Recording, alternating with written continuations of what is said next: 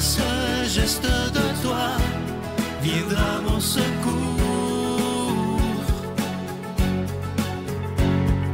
Viens semer dans mon âme le grain de l'amour.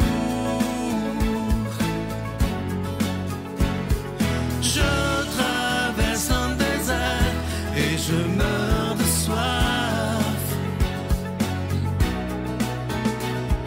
Montre-moi le mystère qui garde la foi. Bon lundi, bienvenue à votre émission La Victoire de l'amour. J'espère que vous allez bien ce mois de février, plein cœur de l'hiver. Aujourd'hui, je veux vous parler d'un message que j'ai reçu d'une jeune fille de 25 ans à peu près, selon ce que j'ai vu sur Facebook. Elle m'a écrit en privé. Imaginez qu'elle est croyante, mais elle est un petit peu mêlée dans sa foi, puis elle est allée dans, je nommerai pas la place évidemment, dans quelque chose que je considère un peu comme une secte chrétienne, mais des gens qui disent à peu près n'importe quoi, et ça, je trouve ça épouvantable. Et là, ils ont tellement lavé le cerveau, ils ont fait croire qu'il y avait juste dans cette église-là qu'il y avait la vérité. Que tous les autres, parce qu'ils ne sont pas catholiques, là, sont d'une autre église, mais c'est comme un pasteur qui s'est inventé une nouvelle façon de voir Jésus, puis il y a juste lui qui a raison. Et la jeune fille, c'est ça qui est terrible des sectes.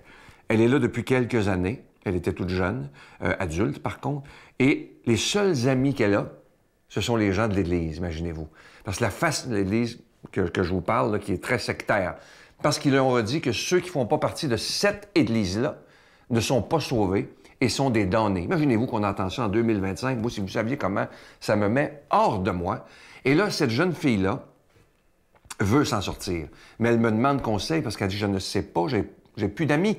Si je m'en vais de là, le pasteur m'a dit, c'est un pasteur dont je ne nommerai pas le nom, qu'il n'y a plus personne de la communauté qui va lui parler parce qu'elle va être rejetée de Dieu lui-même.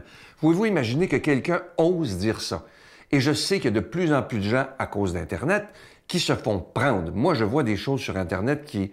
Vous savez qu'il y a des gens qui s'improvisent pasteurs, tout d'un coup comme ça, ils se mettent un téléphone devant la face, puis ils disent n'importe quoi. Ils ont le don de la parole, et il y a des gens qui se font prendre. Moi, je vous le dis, soyez donc prudents de ce que vous voyez sur Internet. Il y a tellement de pièges, de faux prophètes. Ils veulent pas votre bien, ces gens-là. Ces gens-là sont de grands manipulateurs. Et je regardais dernièrement un reportage, vous avez sûrement entendu parler, c'est sur une autre station, les mâles alpha. Vous avez sûrement entendu parler, on a tellement parlé en 2024, des gens qui disent, c'est des jeunes en plus, majorité entre 18 et 34 ans. C'est une nouvelle façon de penser que l'homme est supérieur à la femme, et ces hommes-là vont même mélanger la religion avec ça. Je vous le dis, c'est élevé. Et la façon qu'ils interprètent la foi, mais c'est pas ça pantoute, parce que moi, je crois que l'homme et la femme sont égaux, et ça, pour moi, c'est extrêmement important. Mais ce phénomène des mâles alpha, qui mêlent la religion avec leur pensée que l'homme est supérieur à la femme, mais ça, pour moi, ça n'a pas de bon sens. Alors, il y a tellement de choses, présentement, qui se disent sur Internet, vous pouvez pas vérifier. Je vous donne un exemple. Il y a des gens qui regardent sur Internet, ça peut être TikTok, Instagram, Facebook, nommez-les toutes, dès qu'ils voient une blouse blanche, et quelqu'un qui parle de santé, ils disent « Oh, c'est un nouveau médecin. » Qui vous dit que c'est un médecin? Moi aussi, je peux aller m'acheter une blouse blanche n'importe où, me la mettre ici puis vous donner des conseils médicaux. Puis ceux qui ne me connaissent pas, ils vont penser que je suis médecin si je mets mon nom de médecin en dessous. Alors, il faut faire très attention. Et malheureusement, il y a des gens aussi, pas juste des jeunes, il y a des personnes plus âgées qui se font avoir. Et moi, je trouve ça d'une tristesse épouvantable. Alors, méfiez-vous de ces gens, de ces sectes, de ces personnes qui vous disent « il y a juste nous qui a raison ». Si vous entendez ça un jour, partez en courant le plus loin possible, parce que ça, là, c'est impossible. Il n'y a personne qui peut dire « il y a juste moi qui a raison ». Qui sommes-nous pour dire ça? On ne sait pas. Alors, méfiez-vous de ça. Si vous entendez dans une communauté religieuse, peu importe la religion, il y a juste nous qui a raison, bien, je vous le dis, sauvez-vous de là, parce que ça, c'est pas la vérité. C'est impossible. Notre Père qui es aux cieux, que ton nom soit sanctifié, que ton règne vienne, que ta volonté soit faite sur la terre comme au ciel. Donne-nous aujourd'hui notre pain de ce jour. Pardonne-nous nos offenses, comme nous pardonnons aussi à ceux qui nous ont offensés. Et ne nous laisse pas entrer en tentation, mais délivre-nous du mal, car c'est à toi qu'appartiennent le règne, la puissance et la gloire pour les siècles des siècles. Amen. La Victoire de l'amour vous invite à célébrer 30 ans d'amour au Centre Vidéotron de Québec le 24 mai 2025 de 13h à 17h. Avec Mélissa Bédard, Patrick Normand, Nathalie Laure, Guylaine Tanguay et la présence exceptionnelle de Michel Thor.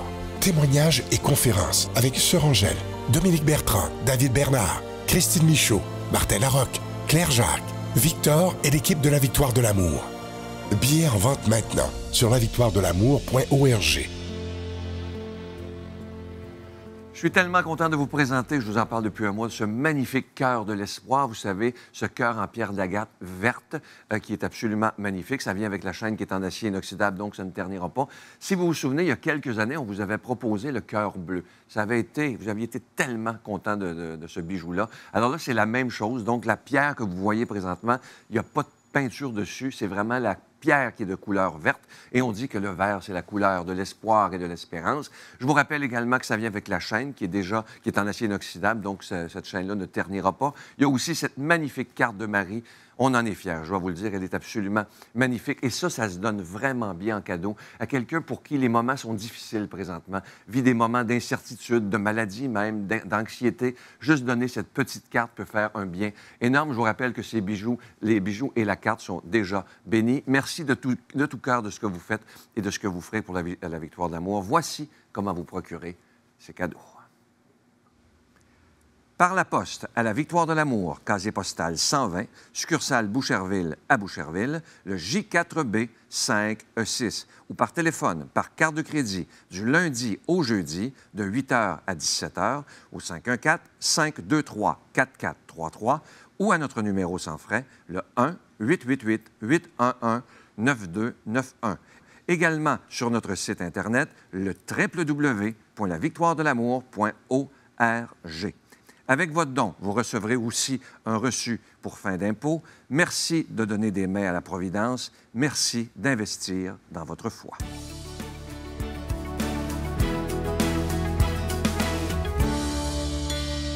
Mon Dieu, donnez-moi la sérénité d'accepter les choses que je ne peux changer, le courage de changer les choses que je peux et la sagesse d'en connaître la différence. Amen. Aujourd'hui, l'homélie est faite par quelqu'un qu'on apprécie beaucoup, notre ami Luc.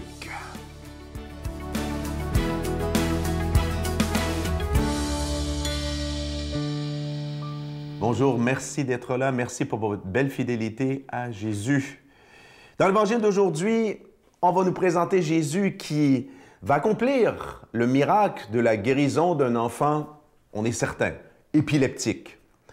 Mais le plus important, peut-être pas le plus important pour l'enfant guéri, mais pour nous, pour le message qui en reste 2000 ans plus tard, c'est que Jésus va faire réfléchir ses disciples d'aujourd'hui, comme il a fait pour ses disciples d'hier, sur l'importance de la foi. Pas de miracle s'il n'y a pas de foi. Demandons donc à l'Esprit Saint de venir inspirer mes paroles afin qu'elle augmente en nous l'amour de Dieu et de notre prochain. Je vous l'ai dit, le récit d'aujourd'hui, c'est le récit de la guérison d'un enfant épileptique. Mais ce qui est intéressant, c'est que ce récit-là, qui se retrouve dans plusieurs évangiles, est toujours précédé de l'épisode de la transfiguration. Donc, on se souvient, Jésus qui va monter sur la montagne, prenant avec lui Pierre, Jacques et Jean. Et là, pendant quelques minutes, Jésus est complètement, ce qu'on appelle une théophanie, une manifestation de Dieu. Et la voix du Père qui se fait entendre, « Ceci est mon Fils bien-aimé, écoutez-le », comme au baptême. Les deux théophanies, manifestation de Dieu le Père qui reconnaît en Jésus son Fils, j'allais dire de façon publique, que 3 témoins, mais quand même. Donc, elles sont très importantes. Et là, Jésus redescend la montagne, et là, voilà, il y a de l'agitation. Hein, Jésus était avec seulement 3 disciples, et là, ils redescendent. Et là, voilà, Jésus demande, il voit l'agitation, mais de quoi discutez-vous avec eux? Un homme dans la foule lui répondit, « Maître, je t'ai amené mon fils. » Tu étais sur la montagne, donc voilà. Il est possédé par un esprit qui le rend muet. Cet esprit s'empare de lui n'importe où, il le jette par terre. L'enfant écume, grince des dents et devient tout raide. C'est les symptômes de l'épilepsie. J'ai demandé à tes disciples d'expulser cet esprit, mais ils n'ont pas réussi. Mais ils n'ont pas réussi. Les scribes critiquent. Le papa, lui aussi, est dubitatif. Comment ça se fait? On entend dire partout que Jésus guérit des milliers de personnes, des enfants épileptiques, comme voilà, Jésus guérit, Jésus fait des miracles. Mais là, Jésus n'était pas là. Jésus était en haut de la montagne. Et ce sont ses disciples. Et ses disciples ont essayé de guérir l'enfant. Ils n'ont pas réussi. Et là, on se doute bien, les scribes et les pharisiens qui, on le sait, pour la grande majorité, refusaient le témoignage de Jésus, refusaient de reconnaître en Jésus Dieu le Fils. Ces gens-là, il y a une belle occasion, n'est-ce pas, de pouvoir taper sur la tête de Jésus pour dire, regarde, le pouvoir, ton pouvoir, puis le pouvoir de tes apôtres, c'est pas fort, tu n'es pas capable de guérir l'enfant. Maintenant, ce qui est intéressant, c'est de ne pas oublier le fait que je viens de dire, sans insister dessus, les disciples faisaient des miracles. Déjà du temps de Jésus. J'ai déjà fait une chronique sur le fait que les disciples faisaient des miracles après l'ascension de Jésus, mais ils faisaient déjà des miracles du temps de Jésus. C'est-à-dire que Dieu leur avait donné ce pouvoir-là de guérir. Mais cette fois-ci, ça n'a pas fonctionné. Et c'est pour ça que Jésus, dans le texte, si vous le connaissez ou si vous l'avez ouvert devant vous, Jésus va les chicaner. Génération incroyante, combien de temps devrais-je rester auprès de vous? Combien de temps devrais-je vous supporter? Amenez-moi l'enfant auprès de moi. Jésus critique qui, là? On n'est pas trop sûr. Certainement les scribes et les pharisiens. Quoi, vous pensez vraiment, vous doutez que je sois capable de faire ce miracle? Génération incroyante. Jésus va s'adresser très souvent à ses contradicteurs. Est-ce que vous ne pensez pas que Jésus nous dirait ça encore aujourd'hui? Je referme la parenthèse. Il est clair que Jésus, lui, va être capable de faire le miracle. On le lui amène. Donc Jésus, dès qu'on approche de lui, l'enfant se secoue violemment. Et puis le papa va s'approcher de Jésus puis il va dire, mais arrête de me poser des questions. Si tu peux faire quelque chose, guéris-le. Puis Jésus lui dit, pourquoi dis-tu si tu peux? As-tu la foi? Et son père va dire cette chose extraordinaire. C'est ce qu'il faut retenir aujourd'hui pour notre méditation. Oui, je crois. Viens au secours de mon incroyance. Viens au secours de mon incroyance. Et là, Jésus va opérer le miracle. Jésus va dire, tout est possible à celui qui croit. Donc, on a là l'explication pour laquelle, les apôtres n'ont pas réussi à guérir cet enfant-là. Il leur manquait de la foi. Et messieurs, dames, la foi, il faut travailler ça tous les jours. C'est la relation d'amour qui doit grandir. Demandons à Dieu de nous bénir, lui qui est Père, Fils, Saint-Esprit. Bonne journée. Je vous salue Marie, pleine de grâce. Le Seigneur est avec vous. Vous êtes bénie entre toutes les femmes, et Jésus, le fruit de vos entrailles, est béni. Sainte Marie, Mère de Dieu, priez pour nous pécheurs, maintenant et à l'heure de notre mort. Amen.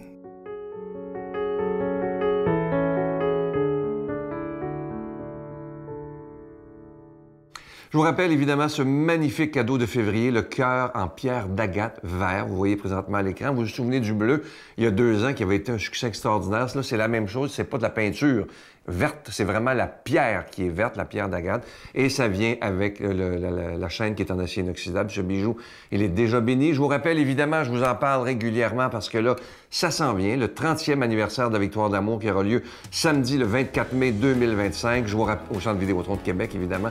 Je vous rappelle le prix des billets qu'on a voulu le plus bas possible. Ça dure pendant 4 heures. C'est de 16 $ à 34,75 $. Les taxes sont incluses, les frais de billetterie. Je vous rappelle aussi que Groupe Voyage Québec organise des autobus d'un peu partout. Vous voyez le numéro de téléphone présentement à l'écran pour réserver avec eux si vous le voulez. Je vous souhaite une belle journée. À bientôt. Bye. Rien fait d'autre que de les fixer jusqu'au moment où leurs cheveux ont pris en feu. Ils sont tombés de dos. Les pompiers sont arrivés par après. Vivre et donner.